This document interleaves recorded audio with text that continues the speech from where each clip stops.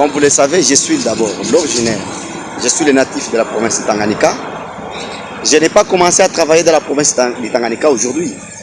Ça fait déjà 3 ans. À Kalemi, oui, il y avait des membres qui étaient venus dans notre Asbel Fondation adhérer d'une manière massive.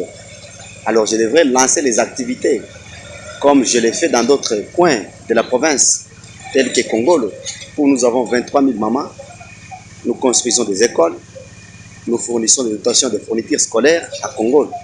Donc je me suis dit, c'est le moment de m'implanter d'une manière officielle dans la ville de Kalemi. Et tant d'autres, d'ici peu nous serons à Nyunzu. Il y a une partie d'ailleurs de Kabalo par rapport à nos activités, à nos projets de l'Asbel. Il y a des mamans qui en bénéficient déjà. Et c'est pourquoi je me suis dit, je dois arriver à Kalemi, parce que c'est ma province natale. Je dois nécessairement faire les activités dans la ville de Kalemi. Oui, ils ont accepté. Pour savoir que la population a accepté, vous avez vu, lorsque je suis arrivé à Kalemi, il y a eu des accueils. La population était là. Pour moi, ça ne dérange pas. Pour moi, c'est quelque chose d'importance. Pour moi, c'est quelque chose de nécessaire. Pour moi, ce que je peux demander à la population de Kalemi et de prendre cette vision. Parce que c'est une vision de développement. C'est une vision de développement. Comme vous le savez ici chez nous, la province de Tanganyika, c'est une province qui a subi des guerres. Alors, beaucoup de mamans n'ont pas eu la chance d'étudier. Moi, j'ai pensé à ça. Parce que si je me présente devant vous, c'est parce que j'ai étudié. Alors, j'ai pensé à ces mamans. Aujourd'hui, si vous voulez lancer des projets de développement sans la femme, donc tu ne fais rien. Alors, pour aider ces mamans, je dois d'abord commencer à les instruire. Qu'ils savent, ces mamans savent comment écrire.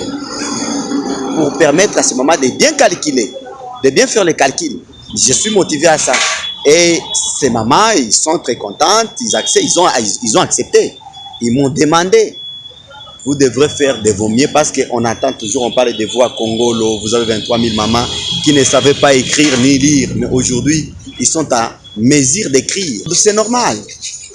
Dans un pays qui se respecte, ce sont des entrepreneurs qui font développer l'économie d'un pays. Une nation se construit ou se construit avec les jeunes. Nous, les jeunes, nous devons être à la hauteur. Nous ne pouvons pas être des mendiants. Vous voyez? Nous ne pouvons pas être derrière les politiciens qui n'ont pas de vision. Nous devons être à côté des gens et des hommes et des femmes qui sont en mesure de relever les défis. Ça, c'est notre province. Ce pays, c'est à nous les Congolais. Nous les jeunes d'abord. Parce que si vous regardez les taux des jeunes aujourd'hui, dans notre pays, les jeunes sont au-delà. Puisque les vieillards, nous sommes même à 65%. Donc nous devons prendre notre destin en main.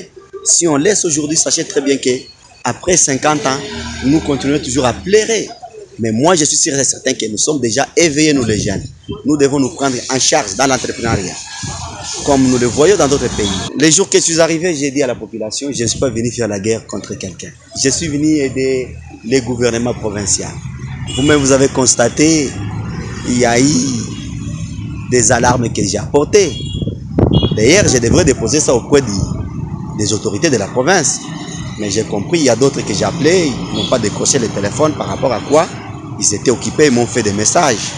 Et comme vous le savez, ils préparaient l'arrivée du président de la République. Donc pour moi, je demande qu'il y ait la paix dans la province de Tanganyika, surtout l'insécurité.